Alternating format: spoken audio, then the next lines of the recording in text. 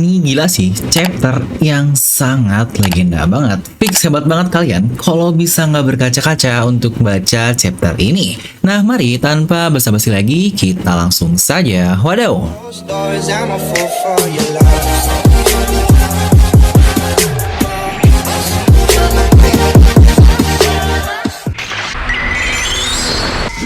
Nah, dari episode 12 ini, seperti biasa di video kali ini kita akan bahas lengkap isi atau recap dari chapter 1102. Dimana ini adalah salah satu chapter yang kacau banget sih, yang bahkan setelah keluar untuk raw dari leak chapternya itu bikin merinding banget, yang nantinya akan kita tampilkan juga di video ini. Yang sangat cocok sekali, chapter ini adalah chapter penutup legal di tahun 2023. Oke, sebelum dimulai untuk videonya, kami juga dari Devilomi lagi nyari nih video editor untuk channel ini. Boleh buat kalian para editor profesional atau bahkan yang amatir pun gak apa-apa, asal mau terus belajar dan siap untuk merevolusi pembahasan One Piece di YouTube. Dimana untuk link apply-nya bakal saya simpan di deskripsi video ya. Sungguh suatu kehormatan bisa bekerja bersama kalian para Blazers. Nah, mari siapkan kopi, jangan lupa dibesar, pasang headsetnya, ambil posisi PWN, wadidaw. Dimana judul untuk chapter 1102 ini adalah The Life of Kuma. Ya benar, di sini kita semacam mendapatkan recap nih dari seluruh kehidupan Kuma yang pernah dia jalani sampai akhir hayatnya, yang lagi-lagi what a chapter banget nih, sampai 3 kali saya bilang di bagian sini. Di mana chapter dimulai dengan petualangan Bone bersama bajak lautnya untuk mencari ayahnya Kuma. Mereka datang ke suatu pulau yang sebenarnya Kuma pun ada di pulau tersebut, tetapi ketika Bone datang, Kuma dia langsung teleport untuk pergi kembali. Di mana Bone pun selalu meninggalkan banyak sekali anak-anak dan orang tua yang terluka pasca penyerangan mereka sebagai seorang bajak laut, yang sebenarnya orang tua dan anak-anak tersebut adalah para angkatan laut yang tentu saja diubah oleh buah iblis Bone yang pernah kita lihat juga beberapa kali. Jadi angkatan laut dapat percaya jika Bone sebenarnya adalah bajak laut yang jahat, lagi-lagi dengan tujuan agar mereka terkenal dan Kuma bisa melihat mereka. Kuma sadar kalau Bone anaknya pasti sedang mencarinya, tetapi Kuma sendiri memutuskan untuk tidak akan menemui Bone. Yang akhirnya terjawab juga kan di chapter ini, hal aneh kayak nggak mungkin dong Kuma nggak tahu Bone di lautan. Apalagi Bone ini menjadi seorang Eleven Supernova yang ternyata memang ada alasan saja kalau Kuma nggak mau bertemu dengannya. Dan kita pun berpindah ke suatu halaman yang di-spill di Jam Pesta kemarin yang sudah kita bahas juga di spoiler kemarin, yaitu saat Luffy mendapatkan bounty pertamanya. Di sini kita melihat semua reaksi orang-orang, mulai dari Dragon yang ingin datang ke Lojuton lah, Kuma yang ngerespon kalau takdir macam apa ini jika Dragon anakmu malah menjadi bajak laut. Tetapi yang menariknya adalah di chapter 100, Dragon pula seakan-akan menjawab pertanyaan dari Kuma. Bajak laut, tidak masalah. Dan tidak lama berjalan lagi, muncullah suatu insiden yang kita semua tahu, yaitu insiden NS Lobby. Dan pada saat itu, Kuma sedang mengunjungi Vegapunk di Pulau Egghead. Vegapunk menunjukkan pasukan pasifista yang sedang diproduksi pada saat itu, dan mereka pun berbicara terkait insiden NS Lobby tersebut. Di sini Kuma membocorkan kalau Luffy sebenarnya adalah anak dari Dragon, yang sangat wajar juga ya. Ingat awal mula hubungan Kuma dan Vegapunk lagi-lagi karena Dragon lah yang memberitahu tentang hal tersebut. Dan alasan lainnya dikatakan karena percuma juga untuk ngebohongin Vegapunk, toh nantinya semua memorinya bakal dia kasih ke Vegapunk juga. Di sini Vegapunk tentu saja kaget dong karena nggak percaya Luffy adalah seorang anak dari Dragon. Kuma pun berkata lagi, bukankah menarik bagaimana seorang bocah dengan kemampuan karet melawan pemerintah dunia, tepat seperti legenda Nika. Dan Vegapunk pun hanya mengiyakan sambil ketawa, yang pastinya Vegapunk juga sudah tahu semua hal tabu lagi-lagi dari bacaan yang ditinggalkan oleh Ohara. Dan berpindah lagi ke insiden Drillbug, momen terbaik seantero manga nih, dimana Nothing Happened Zoro pun diperlihatkan di sini, tetapi lagi-lagi dari sudut pandang Kuma. Yang setelah insiden tersebut, Kuma menerima panggilan untuk bersiap perang dalam melawan bajak laut Shirohige. Kita pun langsung berpindah lagi ke Saboni Archipelago saat perkenalan dari Bone, yang ternyata di sini Kuma memerhatikannya dari luar restoran, yang bahkan dia pun terlihat tersenyum melihat anaknya sudah tumbuh besar, sambil dia pun berkata, kau benar-benar menjadi seorang bajak laut yang sangat kuat. Kuma pun tidak lama mendengar insiden Tenryubito yang lagi-lagi dia masih berada di Sabune Archipelago, yang akhirnya di situ Kuma langsung teleport ke rumah lelang dan dia melihat semua yang dilakukan oleh topi jerami dari atap rumah lelang tersebut. Di situ Kuma sangat kaget sekali ngelihat Luffy menonjok seorang Tenryubito hanya untuk melindungi seorang manusia ikan. Kuma pun disitu berkata, ini adalah satu pemberontakan yang belum pernah terjadi selama berabad-abad.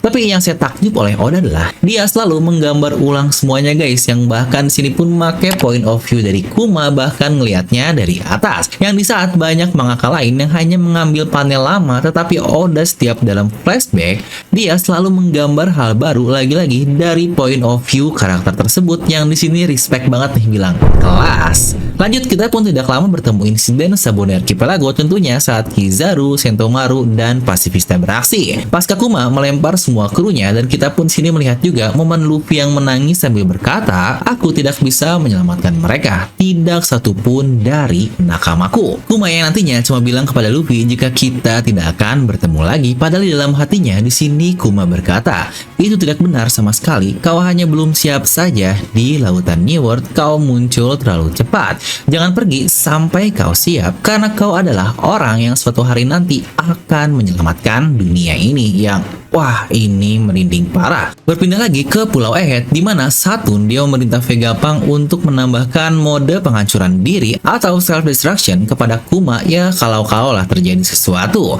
Lagi-lagi di sini Vegapunk masih berusaha untuk bernegosiasi agar tetap menyimpan kesadaran dari Kuma. Tapi tetap saja Saturn kekeh kalau kesadarannya harus dihilangkan secara total. Saturn pun berkata, kau tahu aku juga adalah seorang ilmuwan, jadi percuma saja jika kau mencoba untuk membohongiku.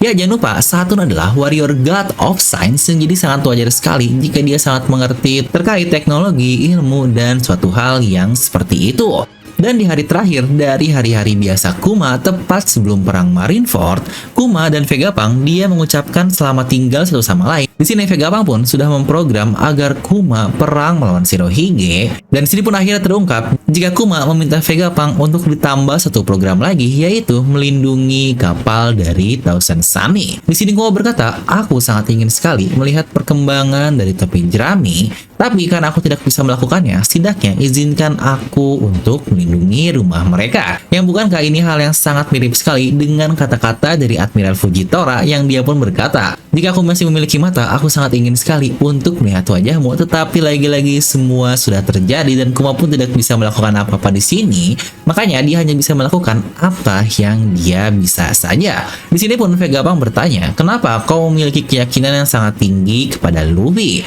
Dan Kuma pun menjawab, saya tahu nikah hanyalah sebuah legenda, tetapi saya berjanji kepada Bonnie jika suatu hari nanti pejuang kebebasan akan datang untuk membebaskannya. Semua perbuatan Luffy membuatku tersentuh di dunia ini, dan aku rasa dialah seseorang yang akan mengubah lautan ini suatu hari nanti. Yang lagi-lagi, apakah ini akan menjadi clue kalau Bonnie akan ikut menjadi next nakama? Tapi satu hal yang menariknya adalah, bahkan Kuma yang dari kecil sangat mengidam-idamkan Nika, ternyata akhirnya di usia dewasa pun dia sadar kalau Nika ya hanyalah sebuah legenda saja. Ya ibarat anak kecil lah yang percaya terkait Santa Claus, pas sudah gede pasti mereka sadarkan jika itu hanya sebuah dongeng. Tapi yang bahayanya sebenarnya kalau dari kecil semua harapan tersebut udah dibikin kabur, ya dimana mungkin sisi negatifnya seorang anak kecil tidak dapat mengharapkan sesuatu yang besar lagi karena ya jika harapannya sudah dipotong sejak masih kecil.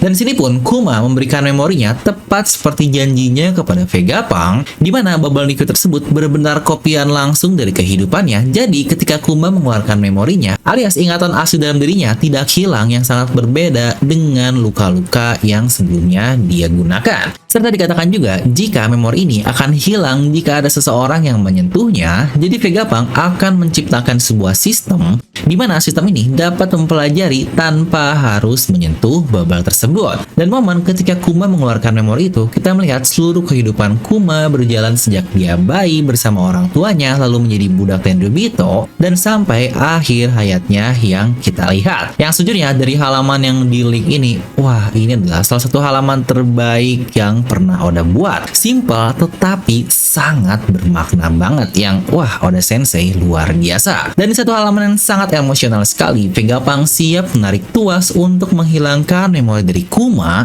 Itu pun dengan penuh tangisan di dalam wajahnya. Di lain sisi, Kuma pun tersenyum yang menandakan jika dia sudah siap karena lagi-lagi Kuma sudah bertemu dengan kedamaiannya. Kita diperlihatkan wajah-wajah dari semua ilmuwan di Pulau Egghead dan mereka pun melakukan respect kepada Kuma. Bahkan Sentomaru pun diperlihatkan di bagian sini.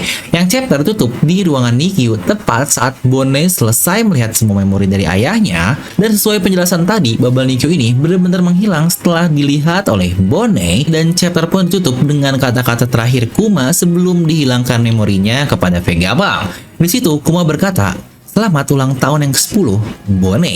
Dan chapter tepat ditutup dari satu panel yang sangat menyedihkan sekali, yaitu Bone yang menangis sangat luar biasa, yang sejujurnya ini adalah salah satu chapter yang sangat-sangat gila sekali. Mungkin bisa saya bilang ini adalah salah satu flashback terbaik seantero manga. Ya, untuk nomor 2 mungkin flashback dari Itachi lah yang menurut saya sangat keren sekali juga. Tetapi untuk Kuma mungkin lebih kompleks aja nih untuk keseluruhan ceritanya yang bahkan berhubungan sekali dengan karakter utama kita, yaitu Luffy yang Oda gila banget. Yang lagi-lagi memang ada beberapa bahasan sih yang akan kita bahas terkait Vegapunk menyimpan bubble memory, terkait Kuma, Bone, Nika, dan beberapa hal lagi. Tetapi lagi-lagi untuk hal itu pastinya akan kita bahas di video review saja, karena video ini hanya recap, jadi kita hanya membaca ulang apa yang terjadi di chapter 1102 ini. Nah, jadi itu untuk video kali ini. Kalian bisa tuliskan pendapat kalian di kolom komentar di bawah, dan buat kalian yang berkaca-kaca setelah membaca chapter, coba tuliskan juga di kolom komentar. Dan seperti biasa, semoga kalian terhibur dengan video ini. Like aja kalian suka, dislike aja kalau suka, jangan lupa untuk subscribe dan juga share video teman kalian.